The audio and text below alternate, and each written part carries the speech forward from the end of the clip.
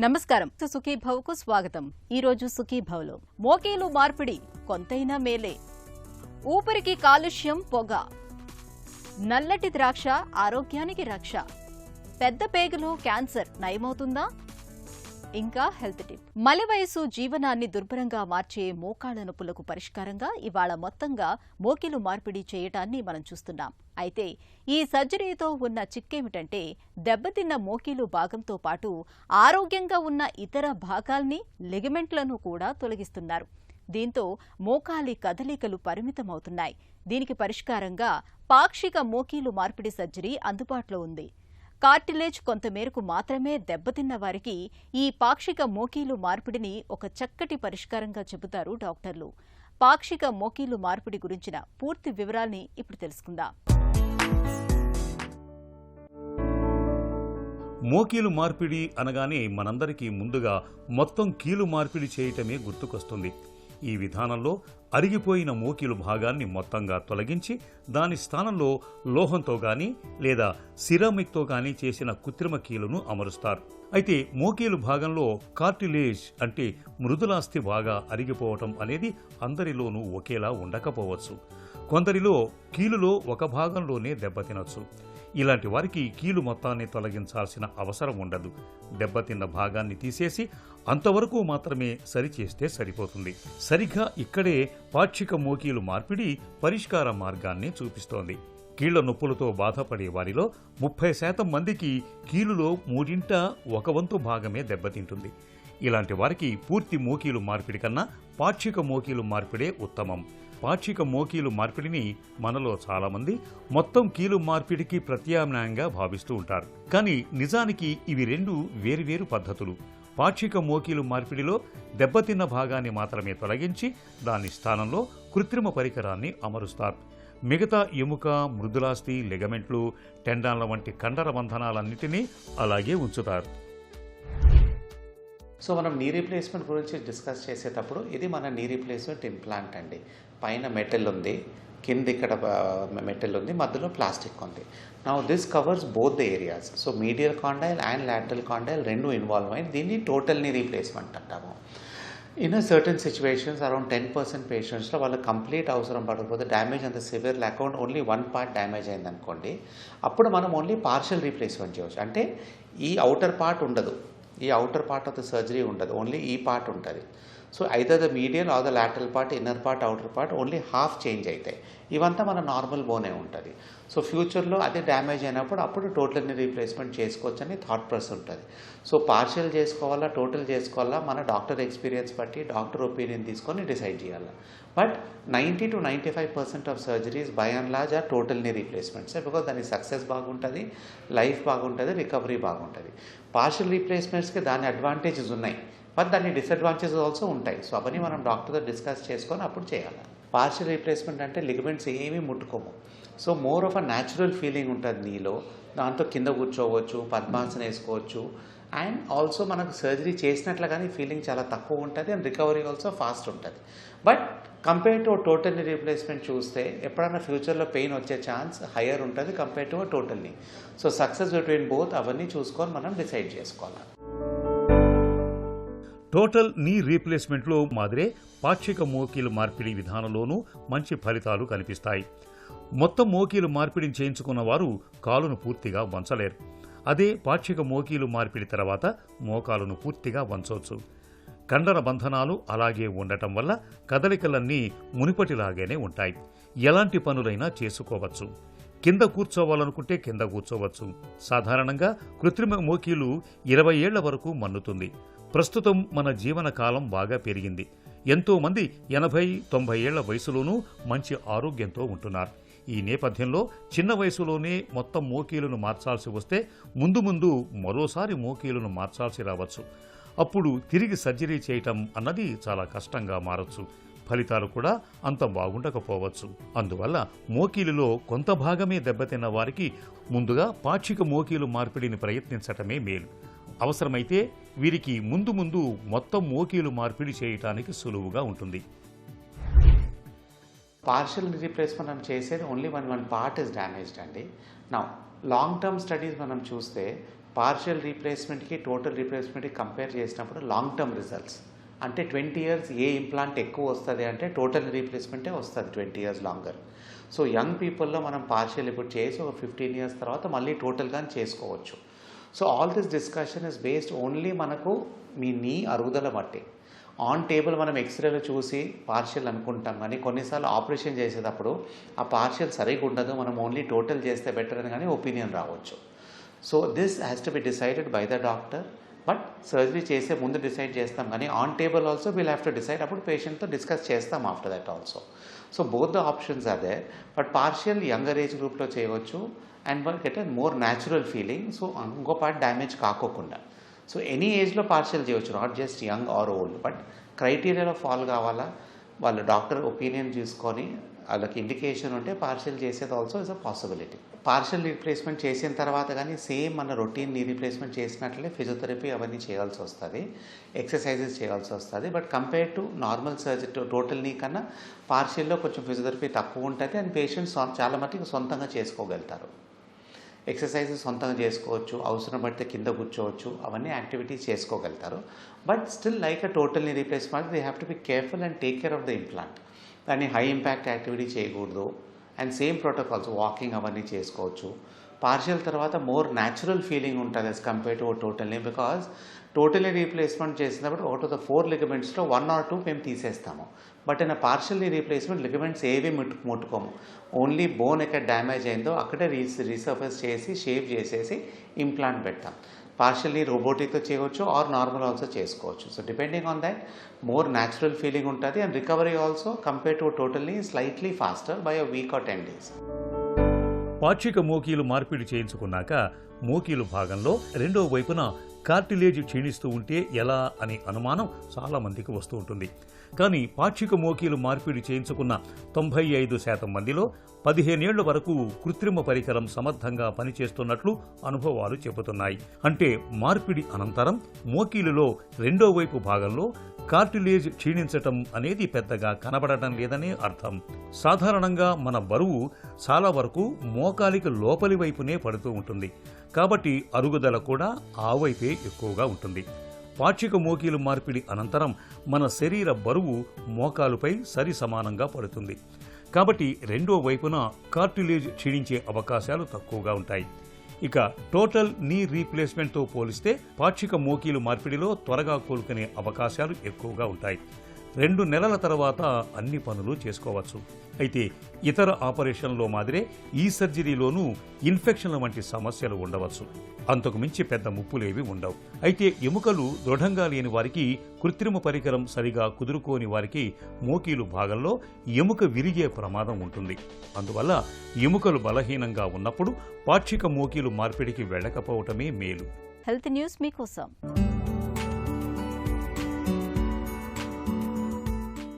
Asthma, COPD వంటి శ్వాస సమస్యలకు గాలి కాలుష్యం ముప్పు కారకమనే సంగతి తెలిసిందే. అయితే ఇది ఊపిరితిత్తులు, శ్వాస మార్గాలు, గాలిగదుల వంటి దిగువ శ్వాసకోశ ఇన్ఫెక్షన్లకు దారితీస్తుందా అనేది అంతగా తెలీదు. దీన్ని తెలుసుకోవడానికే బార్సిలోనా ఇన్స్టిట్యూట్ ఫర్ గ్లోబల్ హెల్త్కు చెందిన పరిశోధకుల బృందం ఇటీవల ప్రయత్నించింది. దీర్ఘకాలం నుసి PM2.5, PM10, nitrogen oxide, ozone ప్రభావానికి గురికావటం వల్ల ఊపిరితిత్తుల ఇన్ఫెక్షన్లతో ఆసుపత్రిలో చేరే ముప్పు పెరుగుతున్నట్లు అధ్యయనంలో తేలింది. స్పెయిన్లోని క్యాటలోనియా ప్రాంతంలో భారీ ఎత్తున చేపట్టిన కోవ్ ఎయిర్ క్యాట్ అధ్యయనం నుంచి 38 లక్షల మంది ఆరోగ్య సమాచారాన్ని ఈ అధ్యయనంలో పరిశీలించారు. వేసవి కాలంలో గాల్లో PM2.5, PM10, nitrogen oxide, ozone మోతాదుల వార్షిక సగటును అంచనా వేసి ఆసుపత్రిలో చేరిన వారు, మరణించిన వారు, ఇతరాత్ర జబ్బులతో బాధపడుతున్న వారి వివరాలను విశ్లేషించారు. ఊపిరితిత్తుల ఇన్ఫెక్షన్లతో, అలాగే ఫ్లూ, నిమోనియాతో ఆసుపత్రిలో చేరిన వారిని విడివిడిగా వర్గీకరించారు. వాయు కాలుష్యానికి, ఊపిరితిత్తుల ఇన్ఫెక్షన్లతో ఆసుపత్రిలో చేరడానికి మధ్య బలమైన సంబంధమే ఉన్నట్లు పరిశోధకులు గుర్తించారు. 65 ఏళ్లు పైబడ్డ వారికి, ఇతరాత్ర జబ్బులతో బాధపడే మగవారికి ఈ ముప్పు ఎక్కువగా ఉంటోంది. పొగ తాగటం, కాలేయం, కిడ్నీ జబ్బులు, బరువు వంటి అంశాలు వీరికి ముప్పు కారకాలుగా పరిణమిస్తున్నాయి. నైట్రోజన్ ఆక్సైడ్ PM2.5 లేదా PM10 ప్రభావానికి గురైన వారిలో 50% మంది ఆసుపత్రిలో చేరుతూ ఉండటం గమనార్హం. నలుపు రంగులో మిలమిలా మెరిసే ద్రాక్ష అంటే ఇష్టపడిన వారుండరు. రుచికి తీయగా ఉండే ద్రాక్షలో విటమిన్లు, యాంటీఆక్సిడెంట్లు, ఇతర ఖనిజ లవణాలు సమృద్ధిగా ఉంటాయి. ద్రాక్షలోని రసాయనాలు గుండెకు మరీ మంచివని అనేక పరిశోధనలో ఇప్పటికే వెల్లడైంది. నల్లటి ద్రాక్షను తరచూ తీసుకోవటం మన ఆరోగ్యానికి చాలా మంచిదని డాక్టర్లు చెబుతారు. నల్లటి ద్రాక్షను తీసుకోవటం వల్ల మనకు లభించే ఆరోగ్య ప్రయోజనాల గురించి ఇప్పుడు తెలుసుకుందాం.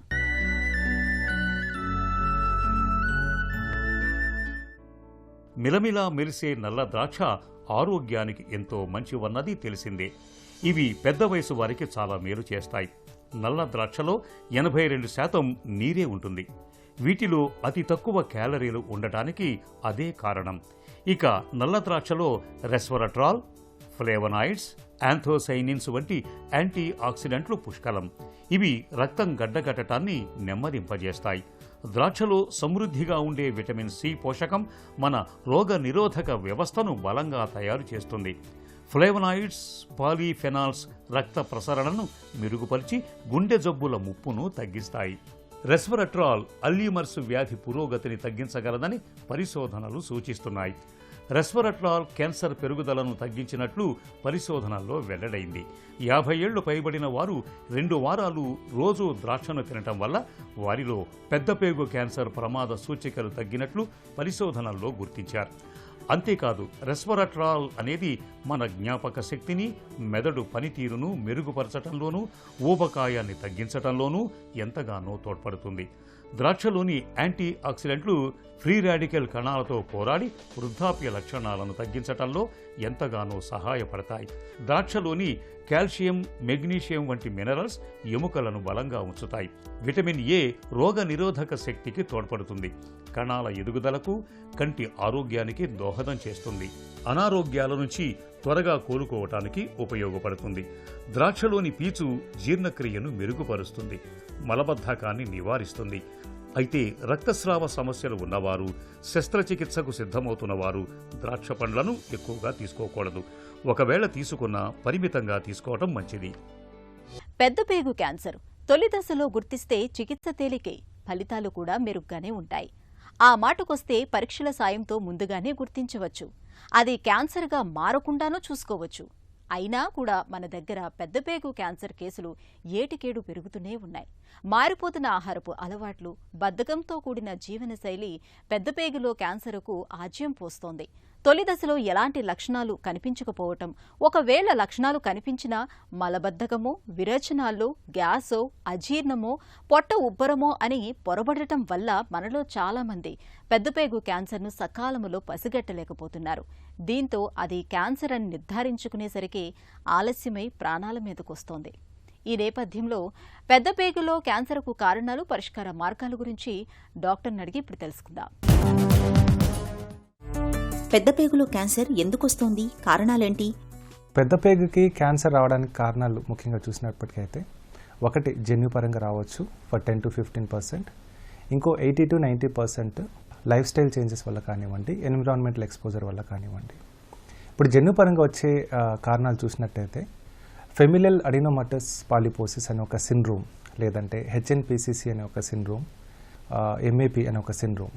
సో ఈ సిండ్రోమ్స్ వల్ల మన కోలన్ క్యాన్సర్ వచ్చే అవకాశాలు ఉంటాయి. మిగతా 80 to 90% చూసినప్పటికైతే మన లైఫ్ స్టైల్ కానివ్వండి, తర్వాత మన ఎన్విరాన్మెంటల్ ఎక్స్పోజర్. లైఫ్ స్టైల్ అంటే tobacco consumption, tobacco in the form of cigarette, bidi, gutka, khaini, వీటన్నిటి వల్ల మన కోలన్ క్యాన్సర్ వచ్చే అవకాశాలు ఉంటాయి. ఇవే కాకుండా మనకు ఆల్కహాల్ కన్సప్షన్, బీర్ కానివ్వండి, విస్కీ కానివ్వండి, any type of alcohol can cause colon cancer. And ఇవి కాకుండా మనకి ఇన్ఫ్లమేటరీ బవల్ డిసీజ్ అని, like ulcerative colitis, Crohn's disease ఉంటాయండి.